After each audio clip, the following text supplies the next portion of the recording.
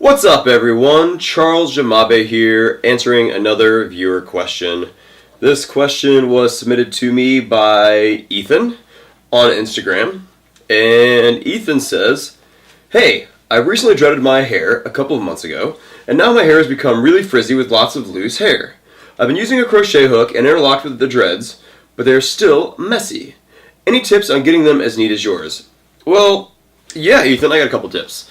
And Ethan was nice enough to send me a picture of his dreads here, which I will put in this video so you can see it right here. That's where I cut into the picture. I'm so smooth, not really. Okay. But, so yes, we're looking at Ethan's hair here. Here's what I'm noticing right off the bat. There is some frizziness and whatnot. The one in the front looks a little frizzy right there in the middle. But overall, I mean, it doesn't look that bad. I'm not a huge fan of crocheting or interlocking the dreads, and that's just not really my style. I would definitely say for the roots, I mean, since you're asking how would I do it, I would obviously recommend using the hat method for the roots and rubber bands, just because that's what I've always done, that's all I know, that's my style. That's why I've got my dreads to be so clean and tight as they are now, I suppose, after the last 18 years. But I wouldn't. Number one, I mean, here's the thing: your dreads are new.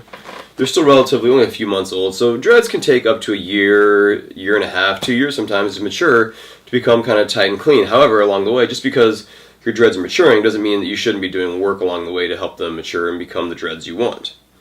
So here's what I would say, and I kind of said something about this in like the last video, I think. Did I? I believe so. No, a video I'm about to post or will post. It's coming up. But here's what I would say. Here's one of the tricks that I find helps keep dreads, new dreads especially, looking a little cleaner and a little newer and a little fresher and whatnot. For me, like the wispy ends on the end of hair. I'm not a big fan of the wispy ends on dreadlocks. It's just not really my thing, you know? Some people enjoy it. Some people are like, hey, I like having wispy ends on the ends of my dreadlocks. To me personally, I think that makes dreads look a little messier and a little more unkempt and like you're not doing the work you should be doing. That's just my take on it. So what I would do is I would rubber band the tips of all the dreads right above the wispy end, and I would trim all of the wispy ends off. And leave those rubber bands on there, and then eventually they'll fall off or break off. The rubber bands will, not the hair. And when that happens, basically it's going to leave the end really, really tight and knotted, and that should prevent any wispy ends from starting. That's number one. Number two, I would probably, what I would do is I would rubber band, like the dreadlock on the front right over here. I would probably rubber band 3 rubber bands on that. One on either end of where it's kind of frizzy, and one in the middle. And I let those sit there until they get loose enough to fall off or they break off or whatever. And then what I would do is, what you're going to notice that those areas are going to be really, really tight and knotted. Like it's kind of just, somehow it just molds together. I don't know why it works. It just does. Like I said when I started, like I didn't know what I was doing. I just tried things out and it worked. And it works. I don't know. So what I would do is, do that for that dread right there. 3 on there. Then, when those 3 fall out or come out or how it is, they break off sometimes, whatever, you're going to notice those 3 spots that are held together. I would then go in between those 3 spots, because you could do it all at once, but I don't like having that many rubber bands in my dreads all at once. It can be a little distracting, I think. So having the 3, those come out. In the space in the middle where it's still a little loose, put 2 in those spaces right there. That's going to form that dread nice and tight right there. And you can do that for any of the dreads that are kind of loose or have like frizzy, crazy spots. That's gonna tame it down real quick. It's gonna look pretty nice, and then after they fall out or come out, it's gonna be nice and tight in that spot. And then you can do it in the other spots that are kind of loose still. Also, another thing is, and this is a very simple one, palm rolling. Yeah, I just can't say enough about palm rolling, especially when you first have new dreads, because they're gonna get a little frizzy, a little crazy, and they're gonna pop out in areas. Simple little palm roll. Just take the hands, roll it up, you know. Keep doing that over and over again until it gets some of the frizz down. And just the basics of using the hat method, rubber band the root, rubber band the frizzy spots, and palm rolling, that alone is going to change your game up completely. It's going to make your dreads look a lot cleaner and a lot tighter. Trimming off those wispy ends too, just kind of cleans up the look and kind of pulls it all together. Let me see if I see anything else here that I could recommend. I mean, overall, I would say, yeah, just the wispy ends, trim those wispy ends off, palm rolling rubber bands, the roots, like that. That basic stuff is really going to help it out. The other thing is, I mean, if you don't want to do the roots, if you don't want to do necessarily the rubber bands, the roots, you don't have to, obviously, that's just kind of my thing. But you asked how would I make it look cleaner, that's what I would do. You can also just do the hat method and leave the roots loose. The bonuses of rubber banding, though, is that number one, it keeps your dreads looking clean and tight, and so you have less maintenance to do over time because as they grow out, they kind of just grow out in that kind of tight format, and so your dreads look nice right off the bat, kind of. But also, it prevents other hair from getting into that dread and other dreads getting intertwined, because you don't want to have two dreads coming together and congoing up and whatnot and getting, making a massive dread, unless that's your thing, in which case, go for it. But I wouldn't do it. I would keep rubber banded. That way it keeps everything separate, especially in the new phase, because then as they're growing out, you're keeping them separate and you're kind of like training those dreads to stay that way.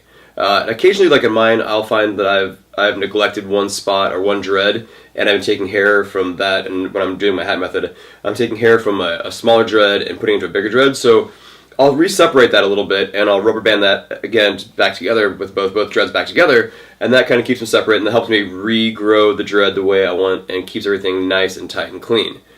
But lastly, I would say, don't beat yourself up over it. It's new dreads, like that's the thing. Like it's new dreads just aren't clean right off the bat. It's just not one of those things. Unless you have like a loctician or someone that does your hair really, really well right off the bat, and they like, personally for me, backcombing is the way to go to start dreads. I feel that backcombing gives the best results right off the bat. The whole twist and rip thing, not really a fan of it. I think it looks messy and it kind of forms a messy dread. So if you're starting dreads, Ethan already has his, but if you're starting dreads, backcomb first, right off the bat. That gives a nice, clean, tight dread. And if you pull it really tight, and just keep going down and work it, take your time to work those dreads down, you're going to have a nice, clean, tight dread right off the bat. But yeah, Ethan, don't worry about it, man. They're new dreads. That's just my little bit of advice about that. I think they're fine, they're new dreads. They take time to mature. But if you want them to tidy them up a little bit, rubber bands, hat method, wispy tips. That's it. Guys, I'm really, really, really loving all these questions and making personal videos for people. I'm also loving that I'm checking out my analytics and I'm seeing that people from Australia are watching my videos almost as much as the United States now, which is freaking amazing. Thank you, Australia. It'd be nice if someone from Australia hit me up and was like, "Hey, g'day, mate," or whatever you want to say. Yeah, I know that was horrible there. But no, it's cool that people from all around the world are watching these dread videos. So if you have a dread question, please hit me up, preferably on Instagram because I check that the most. Also, don't forget that I'm doing a dread contest. If you have dread questions and you need some help, all you have to do is like and subscribe here on my YouTube channel. Jump on over to my Instagram page, which is also Charles Jamabe, so it's really easy to find.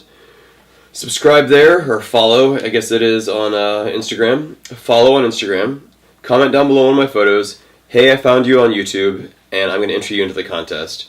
What it's going to consist of is, I'm going to find a way to Skype, or whatever we do, FaceTime, whatever technology you prefer, and we're going to talk about your dreads, or whatever you really want, because it's going to be your time, so you can kind of just talk about whatever you want, I guess. But if you have dread questions, I will give you, personal one-on-one dread answers, and that'll help you out.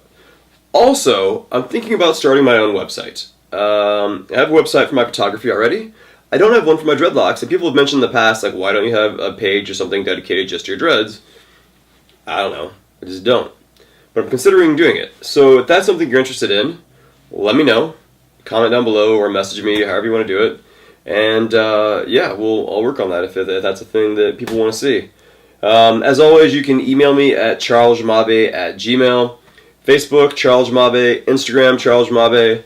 Don't really check anything but Instagram, really. But, you can try your luck at one of those if you want. That's all I got, guys. Thanks again. You're amazing. And I will talk to you later.